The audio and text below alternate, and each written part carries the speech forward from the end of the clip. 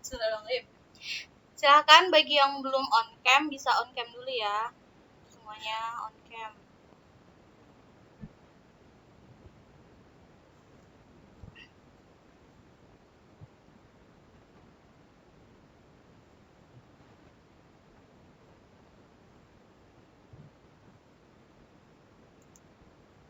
Ya. Oke. Assalamualaikum warahmatullahi wabarakatuh.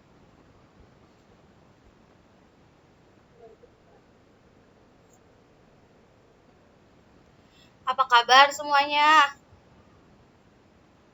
Sehat ya? Ya, alhamdulillah. Baik, sebelumnya Ibu mau saya screen dulu. Screen layar. Nah, udah kelihatan belum?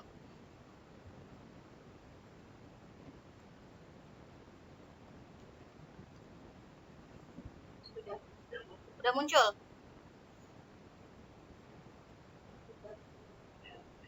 Oke. Baik, sebelum belajar, di kelas ini KM-nya siapa? Silakan disiapkan untuk doa ya.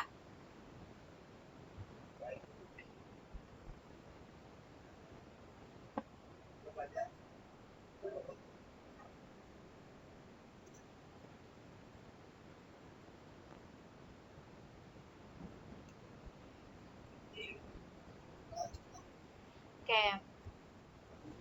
Sekarang Ibu mau cek kehadiran terlebih dahulu. Bagi yang Ibu panggil namanya, langsung bilang hadir ya.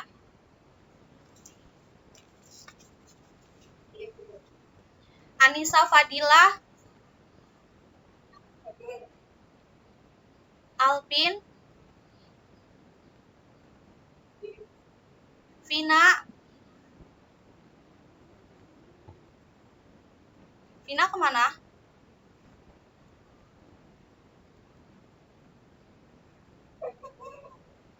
Oke. Meliana, Zul,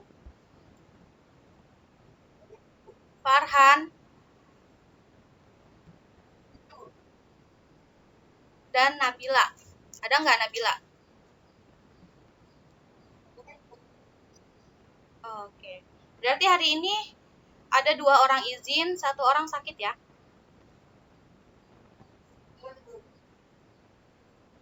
Oke. Sebelumnya, ada yang masih ingat pertemuan kemarin kita belajar apa?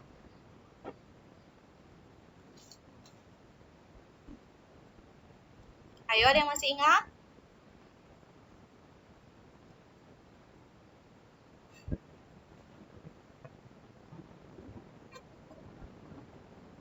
Apa?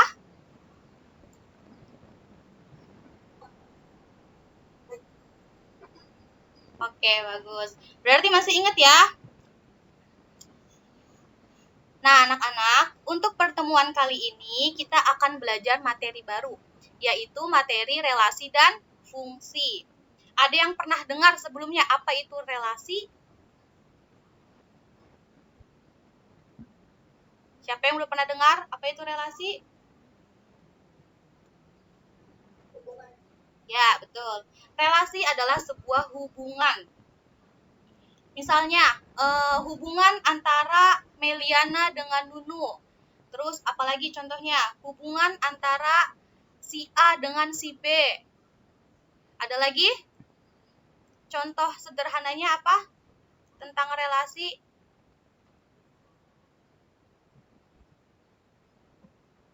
Hubungan antara apa? Alpin deh. Alpin punya warna kesukaan nggak?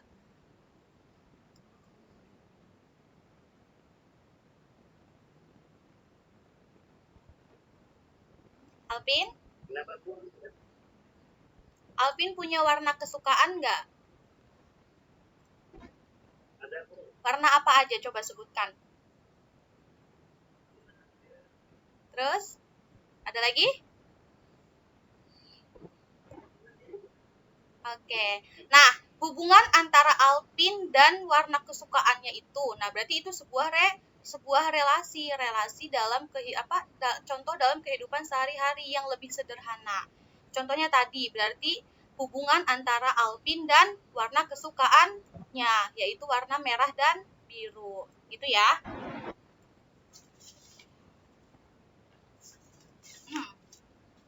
Oke, sekarang kita lanjutkan. Kita masuk ke materi baru, yaitu materi relasi dan fungsi. Nah, pada pertemuan kali ini, kita akan belajar 5 poin materi. Yang pertama yaitu konsep dasar relasi dan fungsi, kemudian definisi relasi dan fungsi, istilah matematika dalam relasi dan fungsi, bentuk pernyataan relasi dan fungsi, dan yang terakhir kita belajar sifat-sifat fungsi. Yang pertama, konsep dasar relasi dan fungsi. Kita belajar mengenai konsep dasar relasi, seperti yang tadi disebutkan oleh Alpin ya. Alpin, relasi adalah sebuah hubungan. Contohnya tadi, hubungan antara Alpin dengan warna kesukaannya. Nah, sekarang contoh di sini Ibu punya contoh seorang anak dengan ibunya, itu juga termasuk hubungan. Contoh lagi, hubungan pertemanan Melinda dengan Syafira. Kemudian hubungan orang tua dengan anaknya dan lain sebagainya. Itu konsep dasar relasi. Selanjutnya yaitu konsep dasar fungsi. Nah, di sini Ibu punya satu contoh sederhana dalam kehidupan sehari-hari tentang konsep dasar fungsi. Sejak tahun 2006, melalui Undang-Undang Nomor 23 Tahun 2006 tentang Administrasi Kependudukan, pemerintah mewajibkan semua warga negara Indonesia ini memiliki nomor induk kependudukan atau biasa kita sebut dengan NIK yang tidak sama dengan orang lain tentunya. Nah, hubungan NIK dengan individu seseorang ini merupakan sebuah fungsi, yaitu fungsi pemetaan yang informasi kependudukannya orang itu selalu bersangkutan. Nah, pada program NIK ini berkaitan dengan KTP. Dengan KTP diharapkan seseorang tidak lagi berpeluang memiliki lebih dari satu KTP karena telah menggunakan sistem basis data terpadu yang menghimpun data penduduk dari seluruh Indonesia. Artinya, nggak mungkin kan seseorang mempunyai 2 KTP.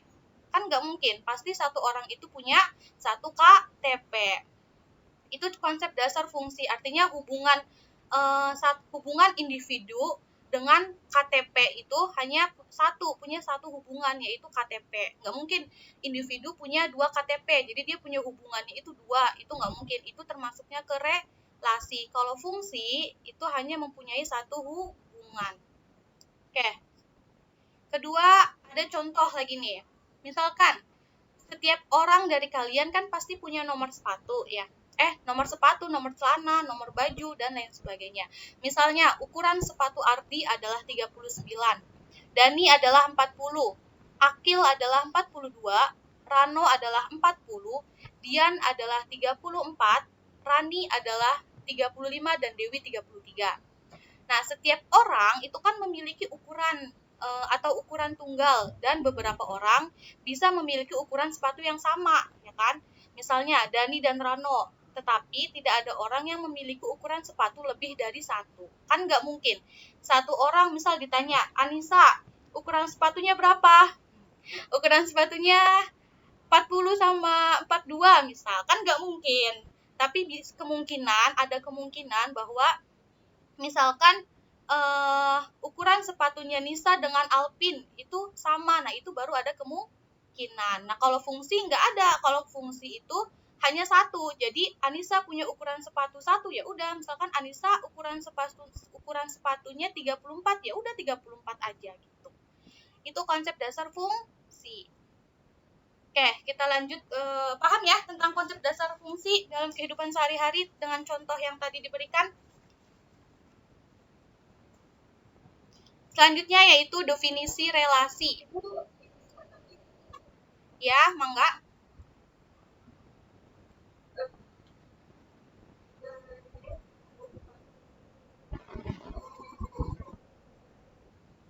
Oke, baik. Oke, di sini saya akan jelaskan definisi relasi dulu ya. Nanti Ibu jawab setelah ini. Definisi relasi. Relasi adalah menyatakan hubungan antara suatu anggota himpunan dengan anggota himpunan lainnya. Misal nih, di sini Ibu memberikan contoh dua buah himpunan, yaitu himpunan P dan himpunan Q, yang dimana himpunan P ini beranggotakan A, B, C, D, E, dan himpunan Q ini beranggotakan 1, 2, 3, 4, dan 5. Nah, di sini masih ingat kan konsep dasar relasi? Relasi itu artinya hubungan ya. Nah, pada contoh himpunan ini, artinya anggota himpunan P yaitu A itu berhubungan dengan 1. A kita pasangkan ke 1, B kita pasangkan ke 2, C dipasangkan dengan 3, dan D dipasangkan dengan 4 dan 5, E dipasangkan dengan 2. Itu namanya relasi. Jadi kalau relasi itu bebas. Kita mau punya berapa pasangan itu bebas, itu relasi. Contohnya kayak ini, anggota himpunan P yang D tuh. Nah, D itu kan dia punya pasangan 2 kan, yaitu 4 dan 5. Itu relasi, boleh, nggak apa-apa. Beda dengan fungsi. Nah, kita masuk ke definisi fungsi. Fungsi adalah relasi di mana setiap anggota domain atau daerah asal atau himpunan P dipasangkan dengan tepat satu anggota kodomain atau daerah kawan. Atau di sini himpunan Q ya. Misalnya kita mempunyai dua buah himpunan, yaitu himpunan P dan himpunan Q. Seperti pada gambar berikut, coba perhatikan deh. Pada fungsi yang Ibu berikan ini, anggota himpunan P, A, B, C, D, E, dan anggota himpunan Q 1, 2, 3, 4, 5, yang dimana anggota dari himpunan PA itu A dipasangkan dengan 1, B dipasangkan dengan 1, C dipasangkan dengan 5, dan D dipasangkan dengan 3, E dipasangkan dengan 4. Artinya, coba perhatikan deh, anggota himpunan P ini cuma mempunyai satu pasangan, ya kan? A pasangannya 1, B pasangannya 1, C pasangannya 5, D pasangannya 3, E dan pasangannya 4. Itu perbedaannya ya. Jadi kalau fungsi itu kita nggak ada aturan, kita bebas mau punya relasi sebanyak apapun bebas gitu. Itu namanya juga relasi. Berbeda dengan fungsi. Kalau fungsi itu mempunyai aturan, yaitu aturannya wajib mempunyai satu pasangan. Itu ya perbedaannya ya. Gimana Meliana, udah paham?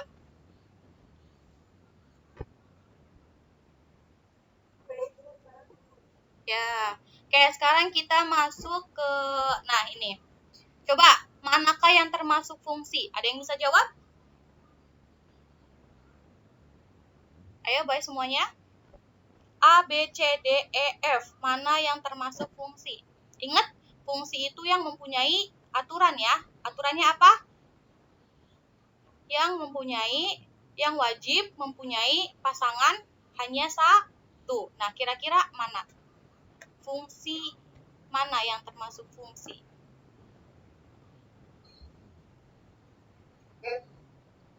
F, terus? Apalagi?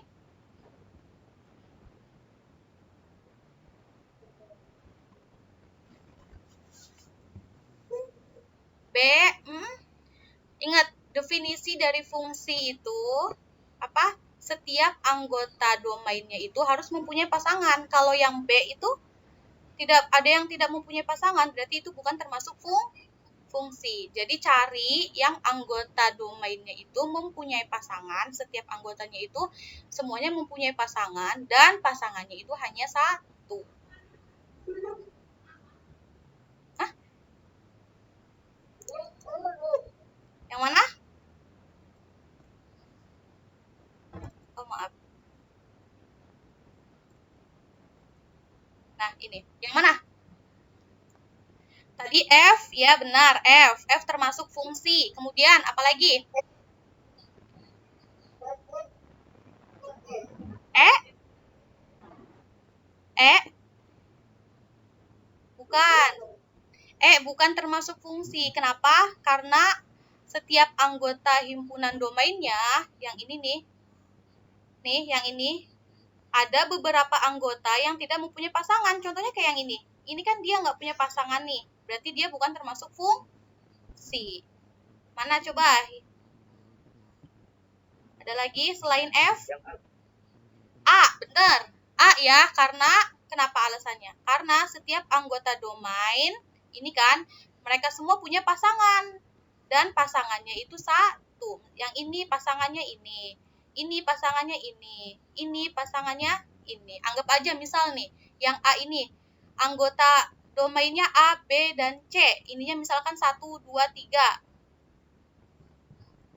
Nah, berarti kalau kita urutkan ya, berarti kan A kita dipasangkan dengan 1, B dipasangkan dengan 1, C dipasangkan dengan 3. Berarti kan mereka semua punya pasangan 1 ya. Kemudian apalagi selain A dan F, ada lagi yang termasuk fungsi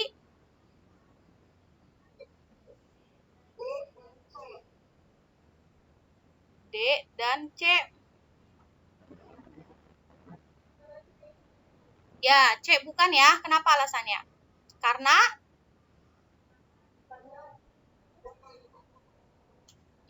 karena anggota himpunan domainnya mempunyai pasangan 2 ya. Berarti yang C bukan ya. Berarti jawabannya A, D, dan F ya.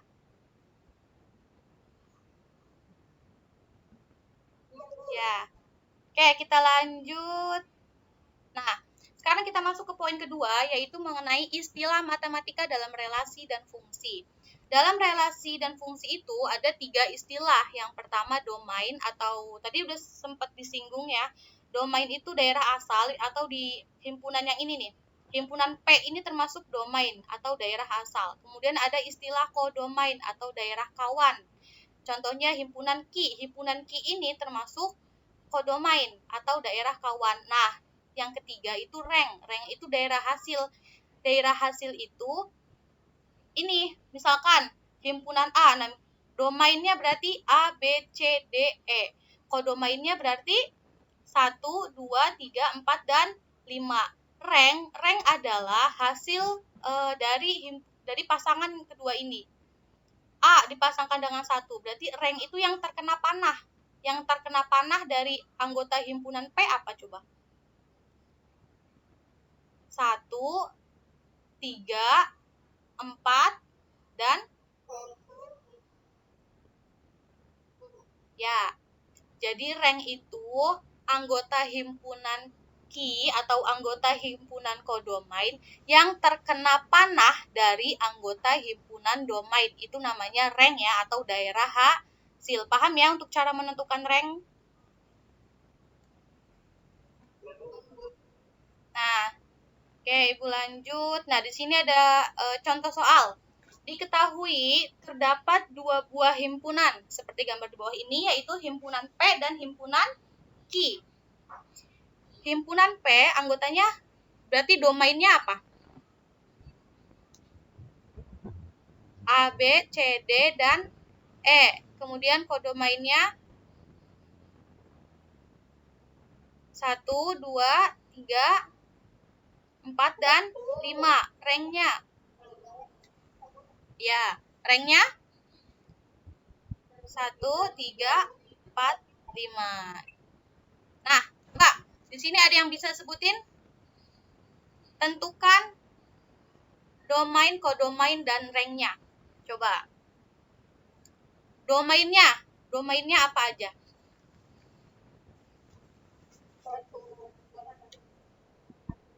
Ya, kodomainnya A, B, C. Benar. Ranknya berarti apa ranknya? A, B. Betul, berarti udah pada paham ya? Nah, kita masuk ke poin ketiga, yaitu mengenai bentuk pernyataan dari relasi dan fungsi. Bentuk pernyataan relasi dan fungsi ini ada 3. Jadi ada 3 bentuk yang bisa menyatakan relasi dan fungsi. Yang pertama yaitu diagram panah. Yang kedua pasangan berurutan. Dan yang ketiga diagram kartesius. Contoh soal. Misalkan ukuran sepatu Ardi adalah 39 yang tadi ya. Dani 40, Akil 42, Rano adalah 40, Dian adalah 34, Rani 35, dan Dewi adalah 33. Nyatakan dalam diagram panah, pasangan berurutan, dan diagram kartesius.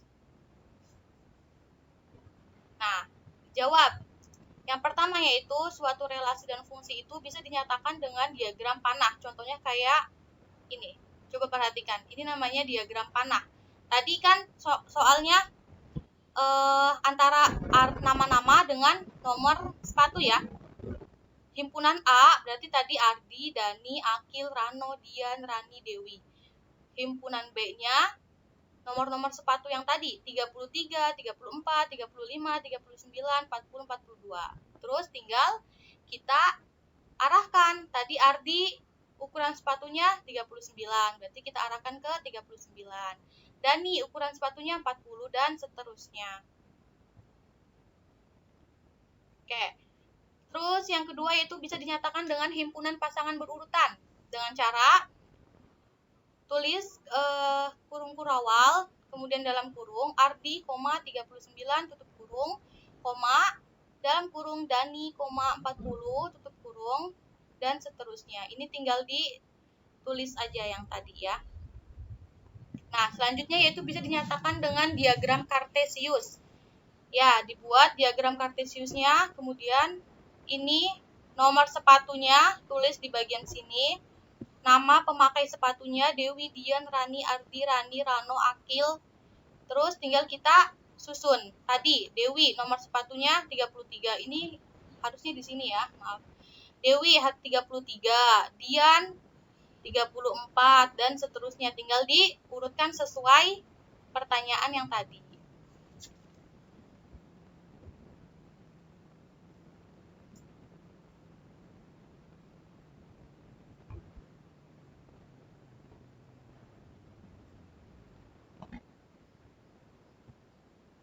Sampai sini paham? Ada yang mau ditanyain dulu nggak?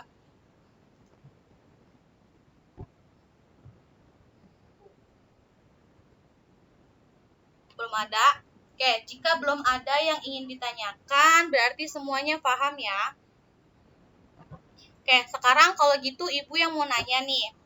Coba, Anissa, ada berapa bentuk yang bisa menyatakan relasi dan fungsi?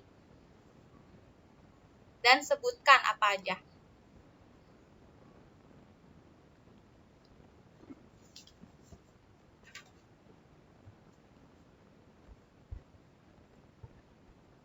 Anissa mana? Ya, ada 3. Coba sebutkan Anissa apa aja.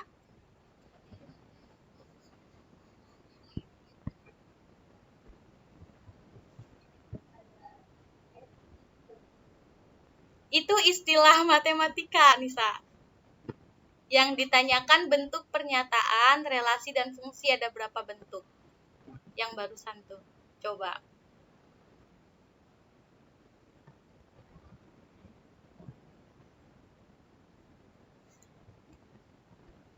Bentuk pernyataan, relasi, dan fungsi ada?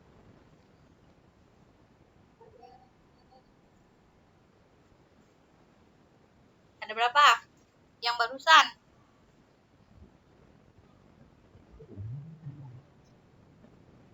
Ada 3. Ya, siap. Udah.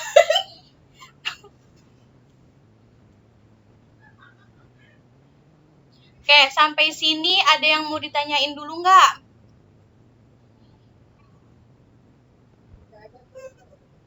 Oke, berarti kalau nggak ada yang mau nanya, berarti udah paham semua ya? Kalau gitu berarti Ibu yang mau nanya nih. Coba, Anissa, coba sebutkan ada berapa pernyataan relasi dan fungsi. Sebutkan. Yang dapat menyatakan relasi dan fungsi itu apa aja?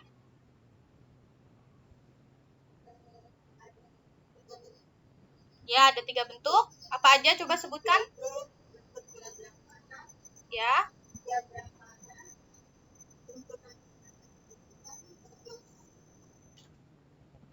Ya, dan diagram Kartesius. Oke, bagus.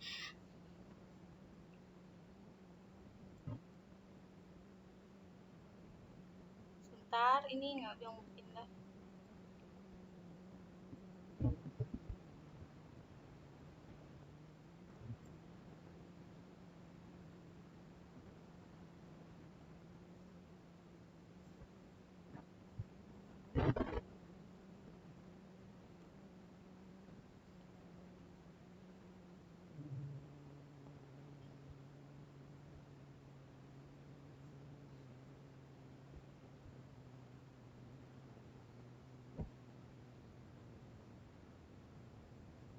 Bentar dulu ya. Ini nggak mau pindah sih. Udah pindah belum?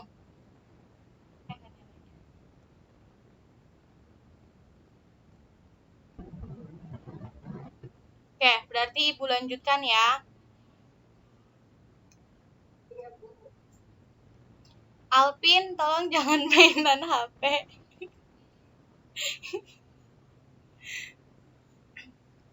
Oke, sekarang Ibu lanjutkan, yaitu poin terakhir mengenai sifat-sifat fungsi. Sifat-sifat fungsi yang pertama yaitu fungsi surjektif. Suatu fungsi disebut fungsi surjektif jika dan hanya jika nilai dari daerah hasil atau nilai ranknya itu sama dengan anggota daerah kawan atau sama dengan anggota daerah kodomain.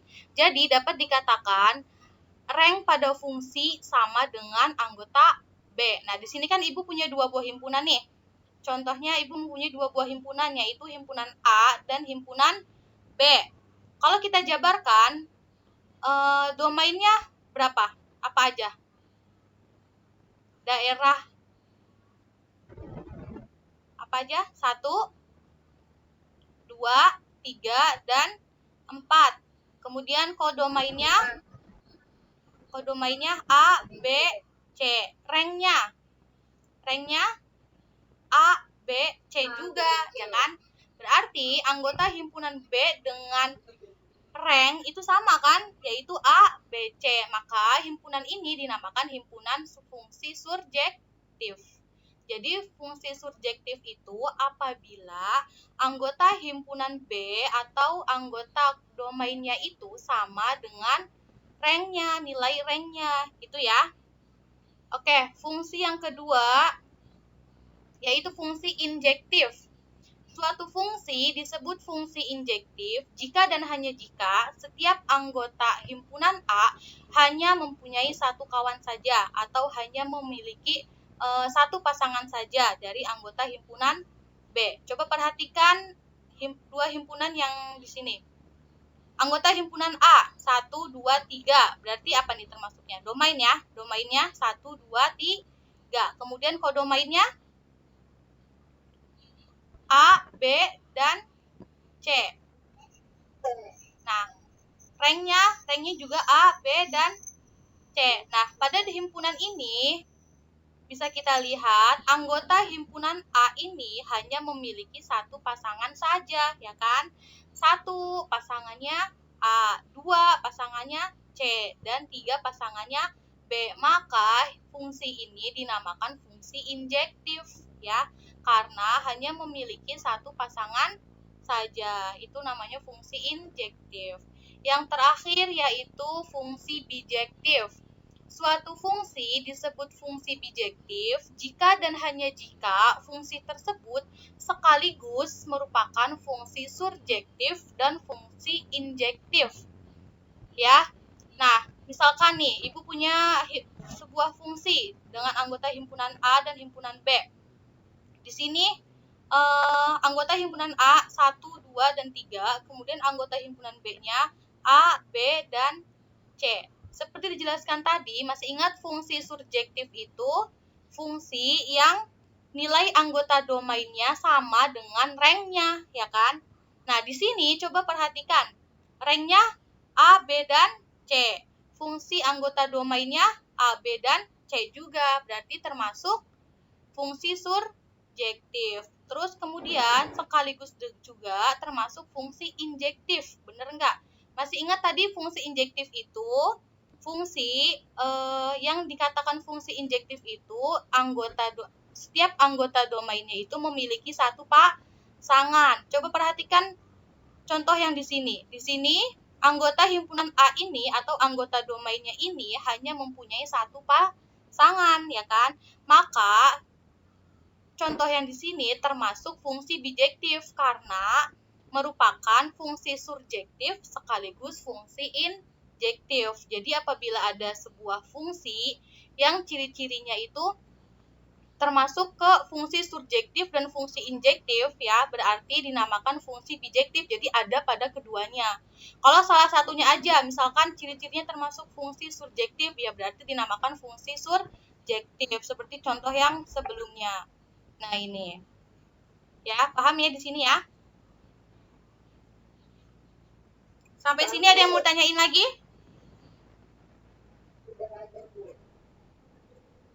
Oke, berarti sudah paham semua ya. Untuk pertemuan kali ini mungkin dicukupkan sampai di sini dulu materinya. Kira-kira siapa yang ingin mencoba menyampaikan tadi kita belajar apa aja? Ayo, ada yang bisa menyimpulkan? Ya, silahkan, Jul.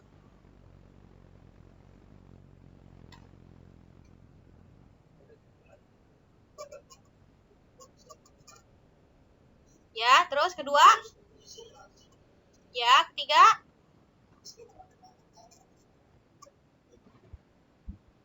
Kemudian? Terakhir? Ya, oke, tepat sekali. Ya, baik. Pertemuan kali ini Ibu cukupkan. Minggu depan kita melanjutkan materi yaitu tentang operasi aljabar pada fungsi. Silakan semuanya baca-baca terlebih dahulu ya. Seperti biasa nanti sebelum pembelajaran dimulai kita ada kuis tentang hasil belajar kalian mengenai operasi aljabar pada fungsi. Ya. Baik, sekian pembelajaran pada pertemuan kali ini. Tetap semangat belajar dan jangan lupa jaga kesehatan. Wassalamualaikum warahmatullahi wabarakatuh.